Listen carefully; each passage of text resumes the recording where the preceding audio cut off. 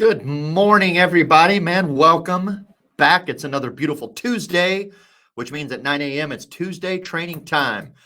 You may have noticed that this live is coming out from Joe Campert because, you're not supposed to use Bradley's euphemisms on Facebook. Apparently, Facebook doesn't like it, and they will restrict your account. So my account is temporarily restricted for about 60 days where I cannot go live, but we're going to work our way around that and navigate it nonetheless. So don't be alarmed. It's all good. We're here. We're going to be here every Tuesday for you, just like the rest of our shows. And we've got a stellar show for you today. I am super pumped about it.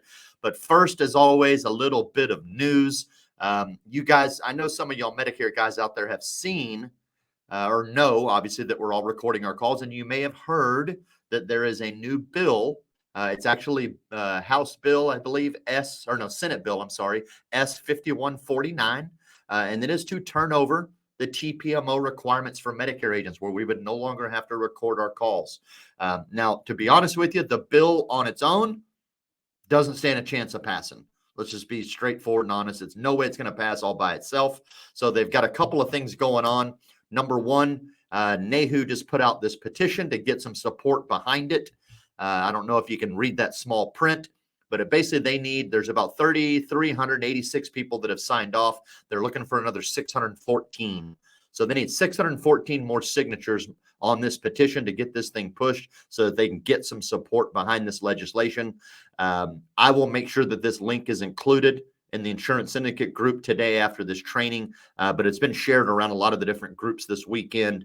Rebecca Davis's Medcareville group, I think, was one of the first ones to drop it out there, and then it jumped into the Medicare Gurus group. So it is getting around. And certainly good morning to all you lovely people. So happy to see y'all. Thank you for tuning in. And I would like y'all, if you can, just please jump on and sign this petition. Like I said, I will make sure it's included. The other idea on this petition is that they are planning to slide it like they do to a lot of healthcare bills, or any kind of bills, I should say. They are going to slide it into another healthcare package that's getting voted on later this month. I believe it was basically like the night right before Christmas, like when we're all not paying attention, which is how they tend to like to do things, they have another big healthcare package that's supposed to be coming out this month. And this one they're thinking like, hey, the only thing we're going to get this thing passed is if we slide it into this bigger bill that everybody else will support. So I don't know what the other bill is that they're looking at, the other healthcare package they're looking at rolling out later this month. I haven't seen much news on that. But I do know that one way or another, they are trying to get some support behind this petition so that we can get this thing going. So I would just say, get behind it. It's not a big deal to have to record your calls. It's really not. But it's a pain in the butt for a lot of agents out there. And it does create undue scrutiny on a lot of us. So when we know that ultimately the real bad actors in this thing are the third-party call centers that are overseas and creating problems for us. But nonetheless, we as the little guy get penalized in the world here, which is usually what seems to happen.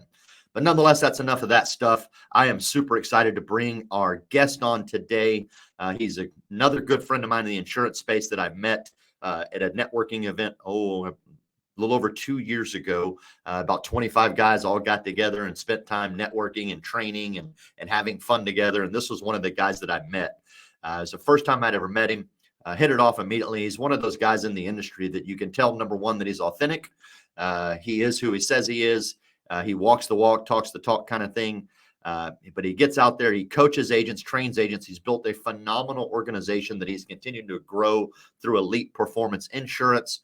And if you get a chance to spend time with this individual, I highly recommend getting to know him and just hanging out and listening to him for a little bit. You can tell he has a huge heart for the industry, and that's one of the reasons I love him so much. So let's get my man up here. What is happening, Mr. Bradley Hannon? Big time, Bradley Hannon. Yeah, man. What's going on? I appreciate everything. I appreciate that introduction. And man, it's like you're like in and out of Facebook jail these days. You're like you're like a target, bro. What's going on? I'm not really sure, man. But I mean, all I said was I dropped a picture that I was speaking at John Wetmore's event yesterday, and I dropped a beforehand picture of the stage and just said, "Hey, I'm about to deliver some explosive ordinances on this crowd."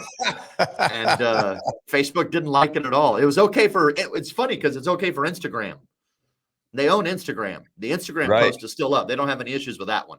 And they even Oh, let me man. reshare the Instagram post back onto Facebook, but they did not like that text written as a caption for my Facebook photo. So they decided to restrict my account. So I'm already working.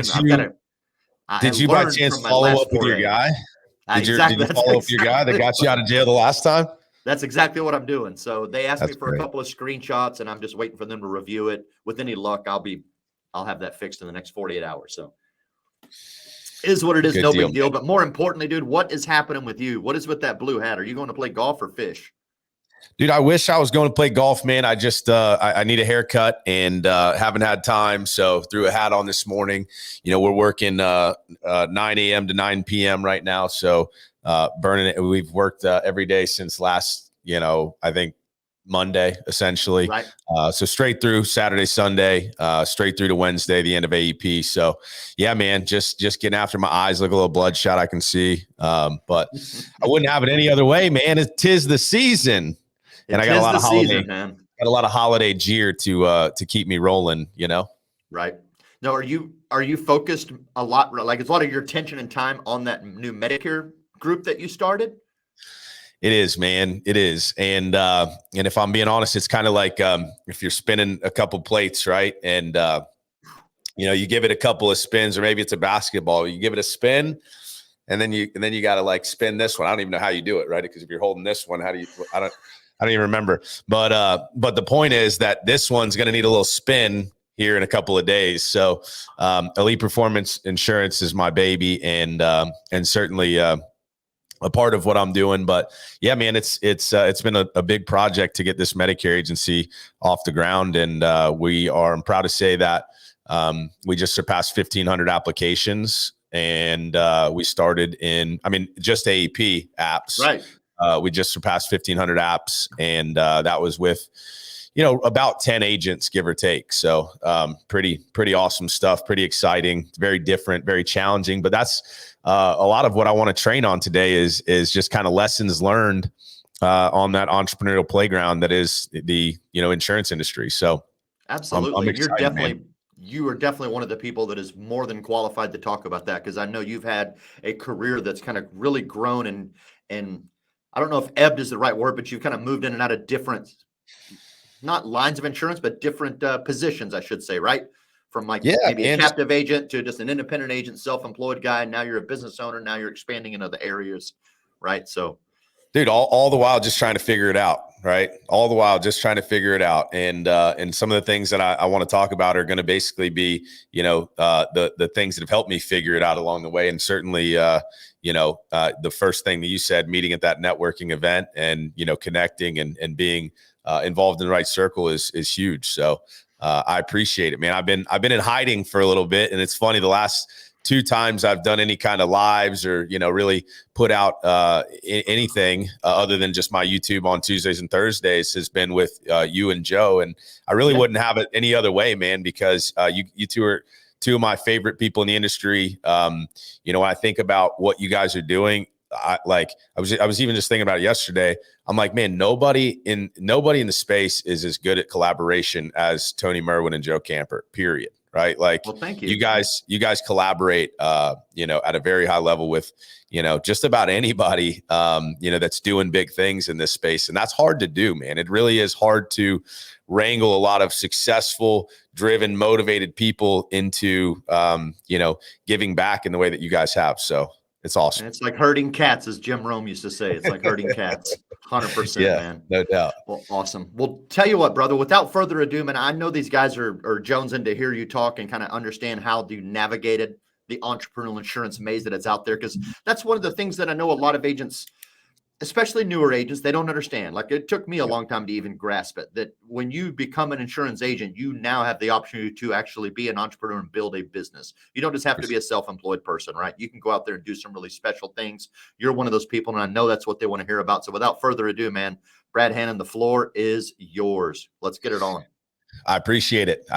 Well, Tony said it best, man. It is a wild world of insurance, and a lot of people just don't know what they don't know. So I want to kind of share, my story, right, as it pertains to the lessons I've learned in this entrepreneurial playground that is insurance, right? So the greatest thing happened to me when I first started. And many of you guys have a lot of stories that are probably similar or have a story that's similar. But the greatest thing ever happened to me when I first started, I started as a captive agent and built a book, if you will, built a residual stream of income. And then wouldn't you know it, that residual stream of income was cut off and I was terminated pretty quickly after I, had tasted success.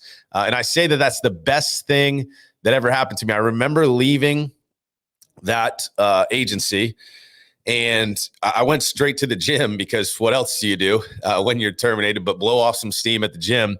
And I was in the gym parking lot and I was talking to, he was actually one of my agents at the time that I had, really invested a lot into and helped a lot. And, we had a great relationship and maybe one of the only people that was sad to see me go, but we were on the phone and I said, man, I just, and this was an hour after, mind you, I said, man, this is going to be the best thing that ever happened to me. Right. And I mean that. It's very, very hard and difficult right now. However, this is definitely going to be the greatest thing that has ever happened to me. I'm going to pull up the comments so I can see too as we're rolling.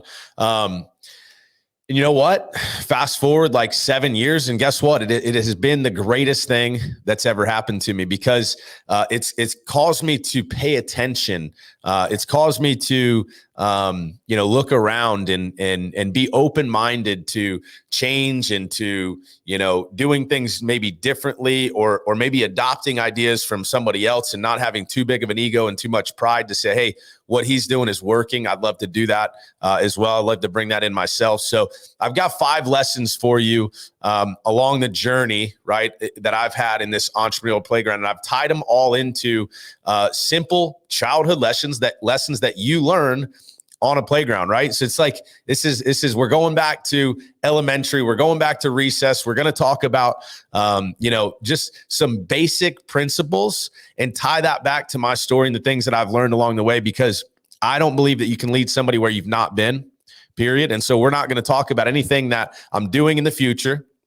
We're not talking about anything that my 5-year goals and plans. We're talking about, or maybe somebody else did and worked for them. We're talking about things that I've done in my career to bring me to where I'm at today, which, mind you, is going to be a lot different than where I am in 5 years and in 10 years, just like many, many of you guys watching. So, the first thing, and we've already kind of touched on it, almost the first thing that Tony and I talked about, just when we connected and the networking we did, is the first lesson is to choose your playmates wisely, right? Choose those people that you're going to hang out on the playground with, that you're going to go to recess with. Choose those individuals wisely, because the people that you surround yourself with, ultimately you become, right? We've all heard this. We know that this is something very a simple principle, but I can't tell you enough how important it is to surround yourself with the right people. And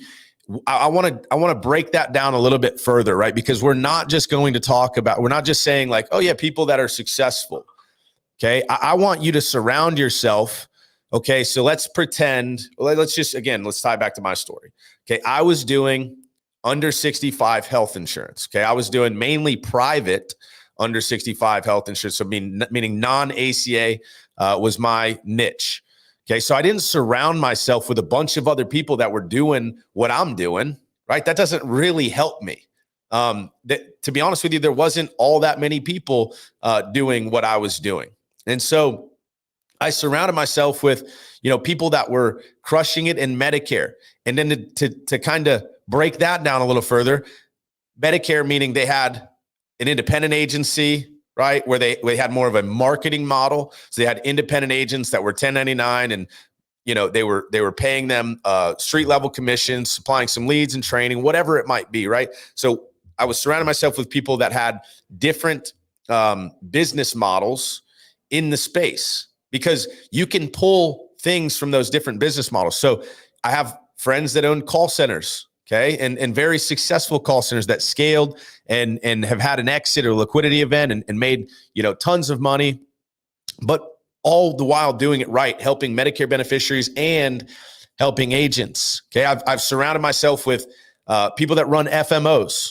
Okay. People that run, life insurance FMOs, people that are building large life insurance teams, people like Joe Campert who are doing PNC, people like Tony Merwin, who works in the distribution side and as well as an agency owner now. So there's different lessons that you can learn. And just like in life, right, you should have, Coach Burt says everybody needs a coach, right? But I would take that a step further and think you need a coach or a mentor in each avenue of your life, right? Someone that you can look up to as far as the way that they handle their relationships, maybe with their spouse, maybe somebody that you can look up to as a parent, right? Someone that parents their children in a way that you would want to, parent your children.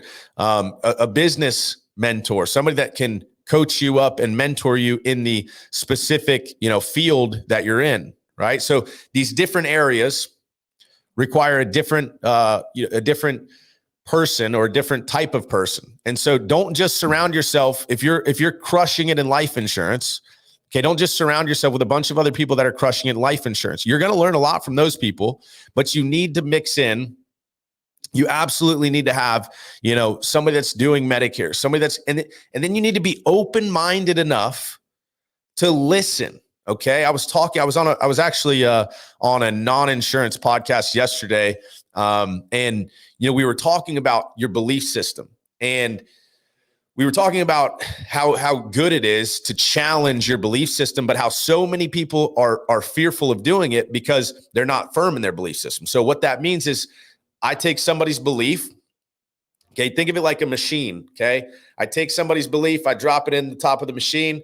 I shake it around. I check it out. I see if maybe it's something that I can get behind. Okay. Maybe it challenges the way that I see things. Maybe it challenges my belief system a little bit, but I come out the other side and I think, you know what? I respect that point of view. I can appreciate that point of view. And I can certainly even understand how you could get to that point of view. However, where I'm at, I see things a little bit differently. Or you take in that belief and it begins to change the way in which your belief system works. So again, don't be afraid to take in that advice, take in that challenge, take in that challenging truth and pin it against your belief system, right? And see how you come out. So choose your playmates wisely is that first lesson. The second lesson, right? And this is huge. This is right along the lines of what Tony was talking about with the TCP or with the, recording your calls and all of that good stuff. And that is that recess. Okay. We're talking about the playground.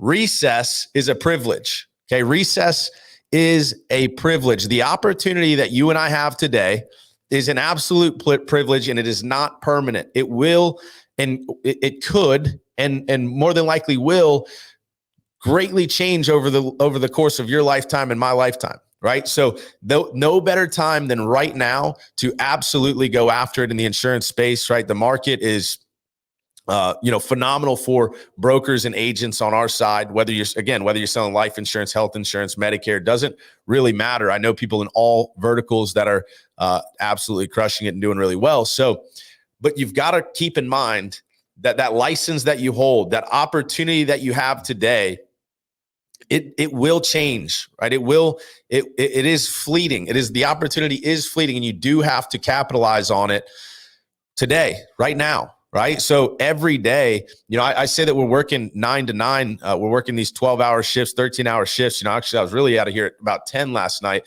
But man, it's so worth it because the time is right now. Right. Like, I don't know what's going to change with CMS and their regulations. I don't think CMS knows what is going to change with their regulations. Right. They're making it up on the fly as they go, too. They've got people that are, volunteers and people that are not even licensed, not even selling Medicare or under 65 health for that matter, kind of calling the shots, right? And so we don't know what is going to change. And again, I don't think they do either. So take advantage of the privilege that you have right now. I think about ACA. I think about the Affordable Care Act opportunity we see right now. I think that the opportunity that we see in that under 65, ACA market is never going to look the same way it looks now, right?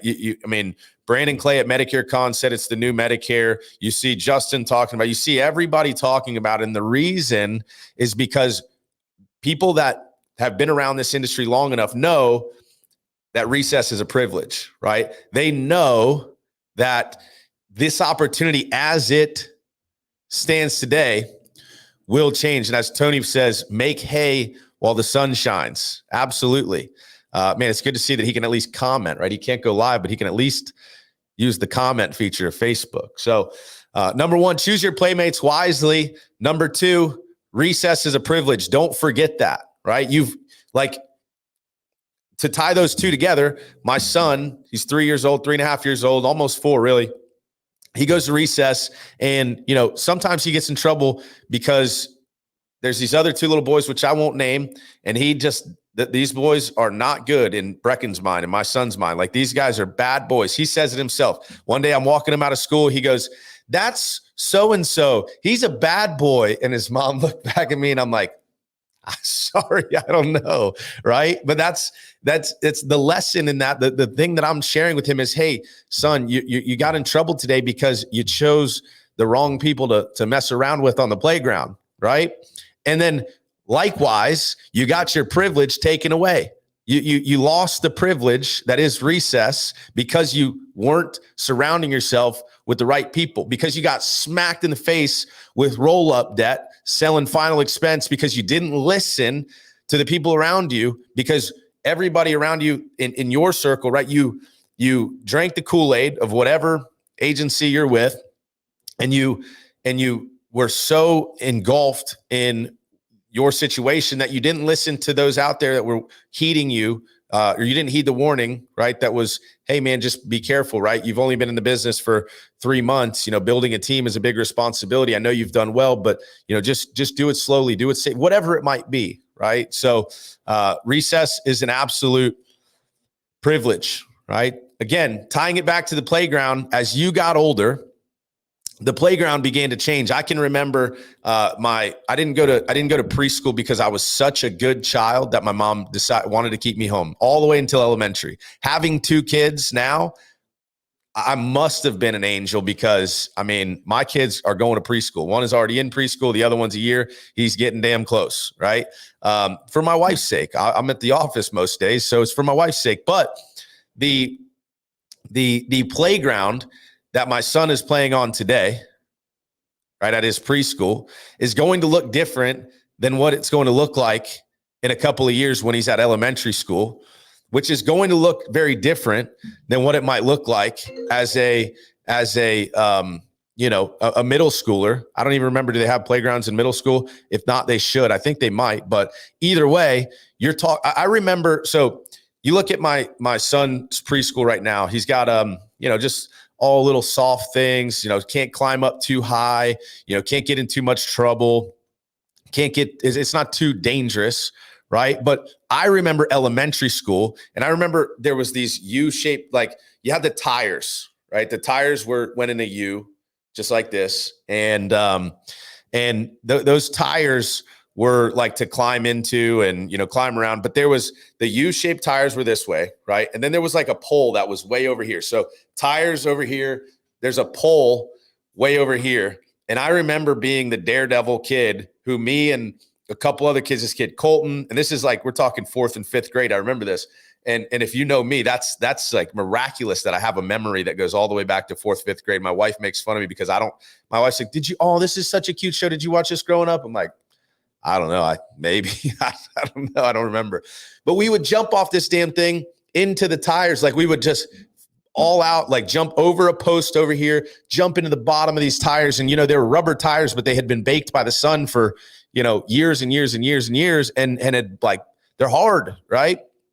But we would jump. So the point is, the features on that playground got bigger. There was more danger. There was more responsibility. Right. And so as you grow in this industry, as you propel yourself forward into leadership, into building a team, and I want to get very specific on this point, right? And at this point, in the last point, I really want to dig into this because, going back to my journey, captive agency, right? Started as a captive agent, which, you might be 1099 and you might be fed a line of, you're self-employed and this is your business. But I promise you, if you work for a captive agency, on a 1099 basis and you have a contract that allows them to shut off your commissions at any point, you do not own a business.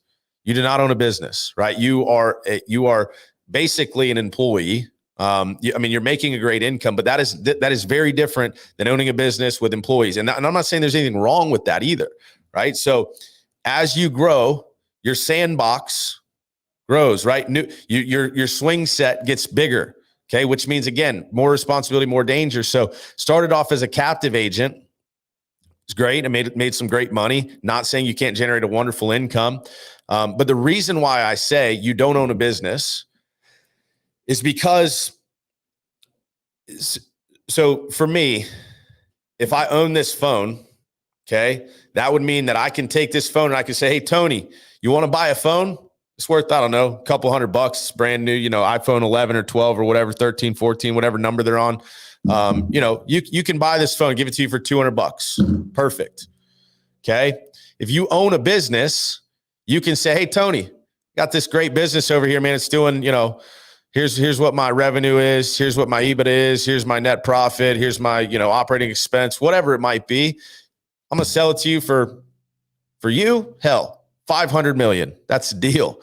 And so you own that asset, you can sell it. That's the difference between being a business owner, right? And being an independent agent that a captive agent that works on a 1099. And again, there is nothing wrong with it, but you have to be able to understand the difference. Like you have to be able to understand and be okay with the difference. And as you maybe grow out of that, or maybe you shift gears and you decide, hey, you know what? I want to take all that I've learned, and don't do this too fast either. I'm not saying that everybody should jump around and jump into these different, opportunities quickly, right? It's been a long, 7 years, almost 8 years, I guess, for me that, has kind of, or I guess 7 years has led me to where I'm at today, running a couple of different agencies, owning a couple of different agencies, and really, playing in a different sandbox than I started in. But when you take that experience, when you take that knowledge, and also you take a realistic approach and saying, hey, you know what? Things are really good where I'm at right now. I'm going to run them to the wheels fall off. I'm going to ride this train till the wheels fall off. However, I know that I need to start planning and learning and educating and growing into a business owner, right? Maybe work on becoming independent and starting an agency that I physically own, right? And can sell as an asset. And that's not for everybody, right? There's entrepreneurs, right? There's different ways that you can be successful in this industry. But again, it's understanding, it's being okay with that hard truth that, hey, you know what? I may not be a business owner right now. I'm really a salesperson making a really good income, but this ship may sail one day. And so I've got to be working towards, because if you don't, what you'll do is you'll fool yourself into believing that the opposite, right? That it won't change, that you will be fine, and that it won't go away. And I'm here to tell you, I left that captive agency with $60,000 in taxes owed. Okay. Some of you guys are like, 60,000, you left with 60,000. That's not bad.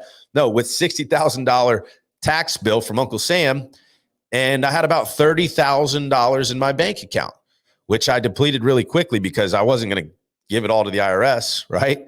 I had ostrich leather boots and, stupid shit I didn't need, but, I didn't plan for, potential change. Okay. And I'm not saying that's going to happen to you for sure, but the reality is you've got to be real with yourself to say, hey, things could change, right? This ship may sail. I need to be learning, growing, and planning for the next phase. Okay. So as you grow, so too does the sandbox you're playing in, right? New school, bigger swings, just some things for you to tie it back to. My fourth point, okay, for number 4. Yeah, thanks, Johnny. I appreciate that, man. I love watching your journey. You're an inspiration. Number 4, okay, and this is a huge credit to, as I was putting this together, this is what I was thinking of with Tony. That's why I brought it up yesterday, thinking about the collaboration that Tony and Joe have created, right? It's really, really incredible to watch how well they collaborate with, others in the industry, whether they're competition or, in the same vertical or different verticals or whatever. But my son, he says this little thing, and God bless him, right? He uses it totally to his advantage. When I say it, it doesn't quite work the same, but I'll have, I don't know, a juice, we'll say. This is a Celsius, but I'll have a juice and he'll say, Dad, can I have some? And I'm like, well, this is my juice, buddy. He's like, sharing is caring. Well, shoot, you're right, son. So the fourth lesson I've learned on the playground, right, is that sharing is caring. Collaboration is the new currency. Collaboration is currency in this space. And the more that you're able to give back, the more that you're able to share, the more that you're able to add value, right? And that's a phrase that's so often thrown around. It's a little bit annoying, right? Like how do we define value, right? How do we define that? What is giving value?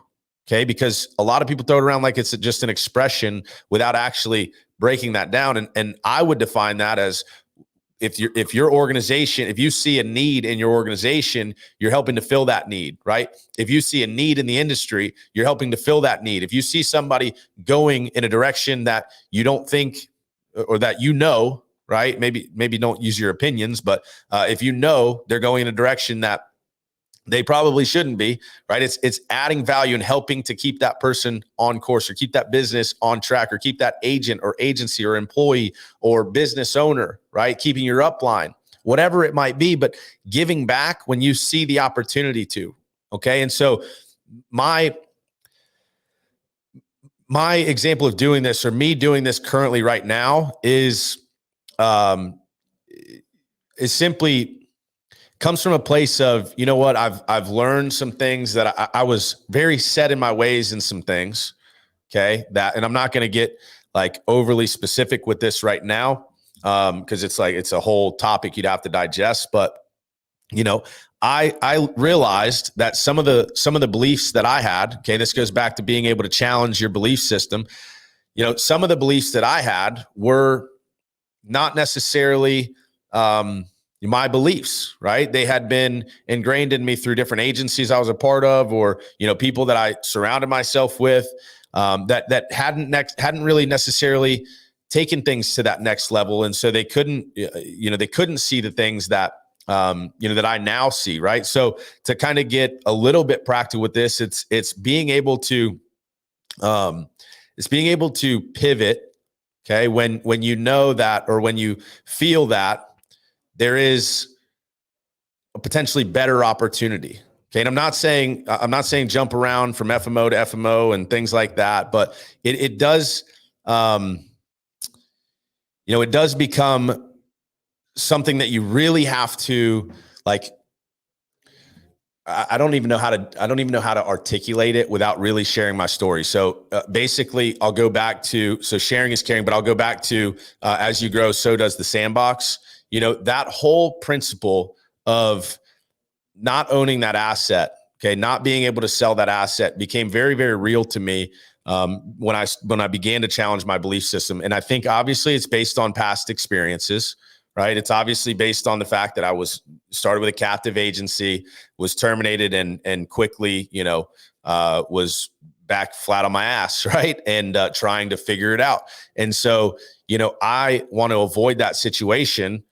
So I need to basically create an entity that I have some control over, right? And so, through the journey that I've had in insurance, I've realized that the ultimate, win for me, the ultimate goal for me, is to create an opportunity in which I have a lot more control over my destiny, my future, but also the agents that are dealing with me, right? The agents that are, responsible, or that I'm responsible for in a way.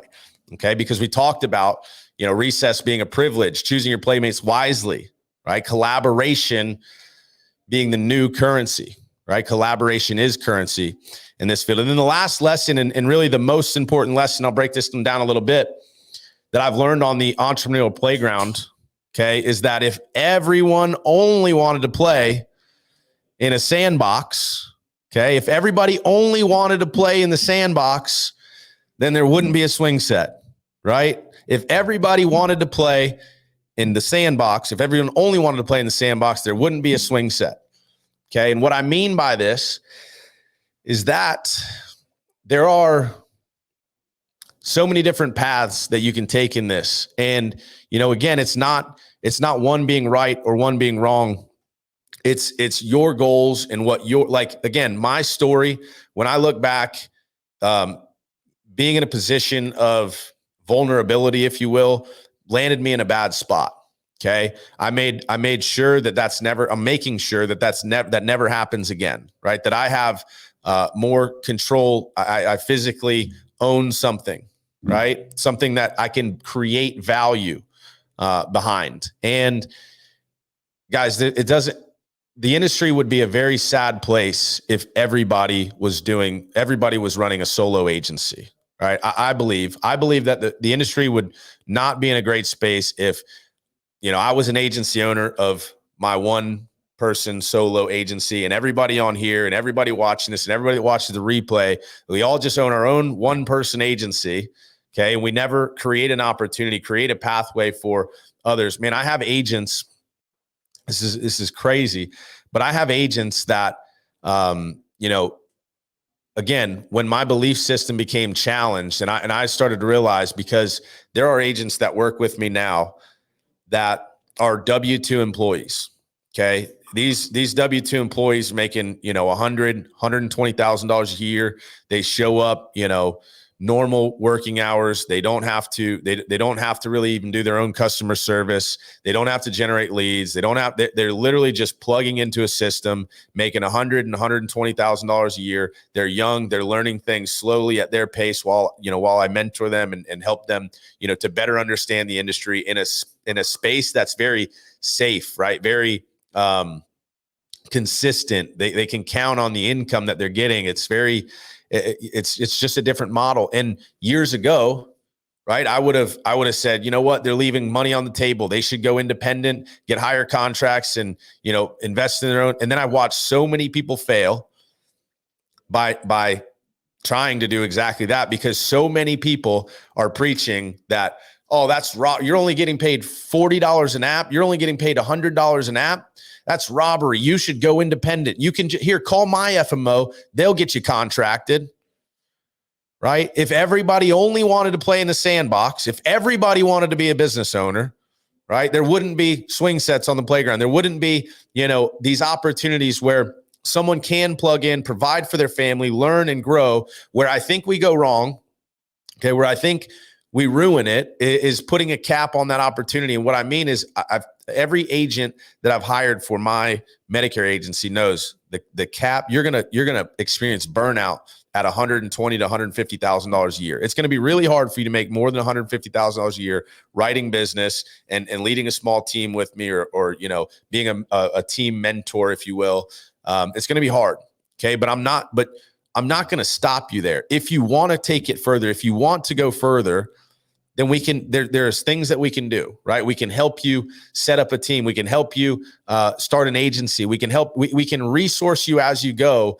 But the most important thing is that you are true to what you want, getting the results that you want. And some people want to go to a great career. It's not even a job, but a great career, plug in from 9 to 5, make a bunch of sales, get paid like they deserve it, take care of a bunch of people. So creating a win-win-win scenario, right? Which is what we really look for in the insurance industry. Win-win-win.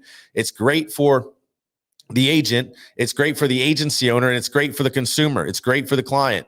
And so we've created a place where you can plug in, make your sales, go home, and not have the stress of building a business on you when you're trying to be with your family, or take care of the kids, or, take a day off because you're not running the business that's got 100 employees or whatever it might have, right? You're just focused on you, but you're not capped in the sense that you can continue to grow and grow and grow. So my message here with this last point is that be careful, you leaders out there, agency owners out there, be careful preaching this message of, don't do this, do that, without first understanding that person's scenario. Now, I understand there are companies there are FMOs and agencies that, we've have left a bad taste in the industry's mouth, or, done wrong by people. And so you're preaching that message. But if somebody is happy, I had somebody reach out to me the other day. And it was honestly, it was like, damn, I get super competitive in recruiting and hiring, right? Like if somebody's like, yeah, I'm talking to a couple other agencies, I'm like, and it's somebody that I actually want, I'm like, I'm really going to go after that person. And if I don't get that person, on my team day one, I'm playing the long game. I'm going to follow up and I'm going to stay in relationship with that person, because eventually the opportunity will come where, that happens. But long story short, talking to somebody the other day, I put her through licensing. She used a course. She used my course, whatever, my code, yada, yada, yada. I followed up with her through the process. I said, hey, congratulations, you're almost done. Good luck on your test. When's it scheduled for? Scheduled her test, passed her test, kind of, had some things come up like, yeah, I'm busy right now. Won't be able to start till whenever. Long story short, I see that she's selling life insurance with another company that, who cares who it is. But I just said, congratulations, right? I didn't say, wow, I wasn't sour. It is what it is. Like, my competitive spirit was like, damn, man, I gotta get better. Right. But the person reached back, responded and said, yeah, I don't know that I love it. I sold a couple of deals, blah, blah, blah. The worst thing that I can do is be like, yeah, it's not good. You shouldn't do that. Like, I told you to come on board with me. I said, listen, I want you to give it everything you have, right? I think if there are other people plugged into the same system and that are successful, which I know there are, okay, I know some personally. If there are other agents that are plugged in the same system, they're doing it successfully, you can too. So as long as you're happy, as long as you're good, right? I wouldn't say anything bad about that agency you're working with. I wouldn't say anything bad about your decision. And I wish you nothing but the best, right? And, I'm not this like amazing person for that. I'm not trying to, pat myself on the back. I'm just saying that I want her to do it for her. And I want her to, because the reason why it's so such a bad thing to do, such a negative thing to do, is because if you discourage it and then it feels like a failure, then she's got less confidence. That agent's got less confidence coming into the next opportunity. And so, speak more life into these situations. And, ultimately when the dust settles, if you're providing something that's valuable and creating an opportunity for agents to win while consumers are winning, while you're also able to win, because that is super important, right? Don't make any mistake about it. We're not running nonprofits here, right? I run a very profitable business now, and it's more fun than it's ever been before. I gave away, $1,500 in cash bonuses yesterday. We spent about $400 just in lunch and dinner because the agents are working so much. Like, it's fun to run a profitable business and be able to reinvest in your agents and in your business, and, do it from a place of knowing that, again, the agent is winning, I'm winning, and the consumer is winning. So, I hope this helps, guys. This is my 5 lessons from the entrepreneurial playground. And just to kind of touch on those points again, you got to choose your playmates wisely, right? We're not talking about bunnies either. Choose the people you surround yourself with wisely. Okay. Recess is a privilege, right? The playground, just being on the playground, just being where you are today, being licensed, being able to sell in the way that we sell, whether calls have to be recorded or fucking transcribed, excuse my French. I don't care what it is. The fact that you are able to work in the way that you are and make the income that we can make in this industry is an absolute privilege, and we need not to destroy that, right? 3, as you grow, so too does the playground. Number 2, sharing is caring, right? Collaboration, the king of collaboration right here, Tony Merwin. Collaboration is currency. And lastly, and what I feel like would be most important is that if everybody wanted to just play in the sandbox, we would just have big old sandboxes, right? There wouldn't be swing sets. So different strokes for different folks, right? I appreciate you, Tony Merwin. That was a lot of fun. Good stuff, man. Absolutely, man. Thank you for coming on. I really like the way you laid out the topic as far as navigating the entrepreneurial playground, so to speak, and you use that because I remember being a kid and choosing my playmates not always so wisely. Yeah, right. Some of them got me in trouble, and they got me doing things and thinking that recess is not a privilege. It's an entitlement, and you should always be recessing. But thankfully, as I've grown, I've learned to surround myself with much better people like yourself. So I would say the other big thing that really struck me was when you let off and you understood that it was just a perspective shift, right? You got terminated from this agency. You got $60K that is due to the taxes. You got a little bit, half of that in your bank. And you're like, you know what? A lot of people would look at this and be like, my life is over. I've been crushed. Yeah. And you're like, no. This is the fuel that's going to make this the best thing ever. It reminds me of Inky Johnson's story. Oh, yeah. When that guy, the nurse or doctor, whoever told him, was like, you'll never use this arm again. And he's like, nah, bullshit. He's like, I'm going to use this arm every day of my life to let everybody know, that this is what's going to give me the fuel and propel me to success. Yeah. So good stuff, man. I really appreciate it. I appreciate it. I appreciate the opportunity of being on here too, because this is just a concept that I'm trying to, I'm really trying to materialize in my own head, because there has been a lot of perspective change and a lot of, some of the challenging my belief system and coming out with new beliefs that I didn't have before, or change beliefs. And so, one of the biggest things, just to kind of get a little practical on that, was like the idea of not having renewals, right? So there's an agent, one of my agencies, there's the mechanism in which we are paid, we're not getting renewals. And it was like, that was a very hard concept for for me to wrap my little brain around. But the business cash flows, it's an incredible opportunity we're able to scale it that much easier. And so, these perspective shifts, these big change in my belief system have led me to this. But it's because literally I look at this field as an entrepreneurial playground, this industry as an entrepreneurial playground. So it's been fun to kind of put this together for this, because this is a concept that absolutely in the beginning of the year, I'm going to put out a lot of content surrounding that idea, and just really breaking down captive agent to independent agent, kind of still working on a 1099, not able to really reinvest in the business the way that I'd like to, because small overrides and margins, training thousands of agents versus the different. And again, it's never one is better than the other. It's just they're very different, and they're very the good stuff in each of the different opportunities.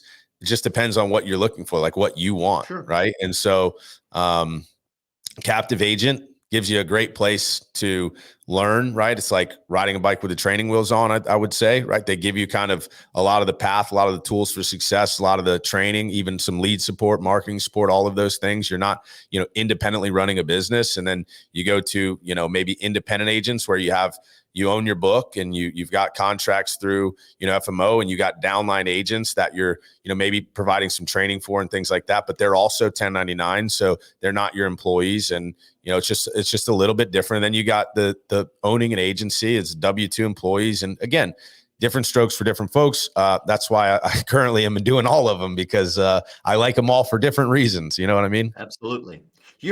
Something I've noticed about you as I've gotten to know you since we've met a couple of years ago, is you're an incredibly good student of the business and just business in general. Is there something behind that? Where does that come from? Have you always been a really good student in your life, or you're always looking up and trying to learn stuff, or what triggered that?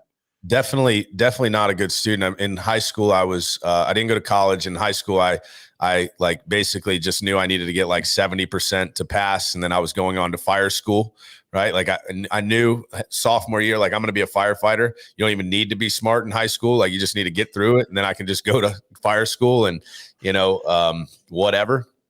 So didn't really apply myself too much, but I think I was listening to actually your boy Brad Lee this morning. He had Dane Cook on his podcast the other day, and Dane Cook said he's never drank alcohol or done any drugs, which I thought was pretty crazy. Dane Cook, like I thought he would party, no kidding. He's never had a drink, never done a drug, and essentially the reason why he said he felt like he stayed away from that is because anything he did, he always tried to be the best that he could possibly be at it. And he felt like if he got into drugs or drinking, like he would just, go hard. He would be the best party animal, druggie that there was. And so I think that's the drive, is that anything that I get into, I want to be the best that I possibly can be, not like competing with those around me necessarily. Like I am competing with me, but like when I don't know something, perfect example is I'm on the phone with my like CFO in a box yesterday. Like I've got a guy who's kind of my CFO, like a remote CFO that helps me understand what P&Ls look like and balance sheets are for, and how to understand EBITDA and the things that affect your EBITDA and all of these things that like, this is the shit that I don't know. Ask me about a Medicare policy or an ACA policy or a short-term medical, whatever. I know these things. I need to work on some of the things that I don't know, because it drives me absolutely nuts when I don't know. Like Absolutely. There's nothing worse than being in a conversation where people are talking about things that you have no idea about, and like pretending right? So I'm the type of person that I will, in that moment, more than likely, just my nature. Like my uncle used to make fun of me because I'd always say, I know. Like he'd be like, oh yeah, the carburetor's leaking because this and that. I'd be like, I know. And he'd be like, really? You never even looked at a damn car before in your life? How do you know? Okay. And like I was like a know-it-all, right? But I would get in these situations where someone would talk about something, and I'll be like, and then I'll just research the hell out of it until like I can't even research it anymore, and that way that I don't run into that situation again, right? I know what I'm talking about, at least a little bit. Absolutely. Well, man, it's a pleasure to have you on. You did a bang up job as always. I didn't expect anything different. Guys, that is it. That's the 5 steps to the entrepreneurial insurance playground. Learn them, practice them, put them in play. And Brad is one of those guys that you can definitely reach out to him. He's right here on Facebook. Just hit him up one day if you got some questions. Guarantee if he's got the time, he'll spend it with you. But this has been a phenomenal episode, dude. Thank you again. I wish you nothing but the best. I look forward to seeing you. And as always, guys, we're here every 9 a.m. or every Tuesday, 9 a.m., right? This is Tuesday training. It is the Trainers Spotlight Playground. So if you're out there, if you have a message, if you have some information that you want to share that you think people can put in their business and help them grow, help them perform at a higher level, come on, jump on the show. This is an opportunity to do exactly what Brad just did, iron out some new material, number one, before he takes it to some of the bigger stages. Come out here, affect a little bit of change and give back to the industry. Next week, we got Glenn Shelton from Lead Heroes coming on. So that's going to be another awesome episode. And until then, guys, we will see you, every day of the week here in the set, something going on. But we'll see you next Tuesday for Tuesday training. Y'all have a great day. All right. Thanks, guys.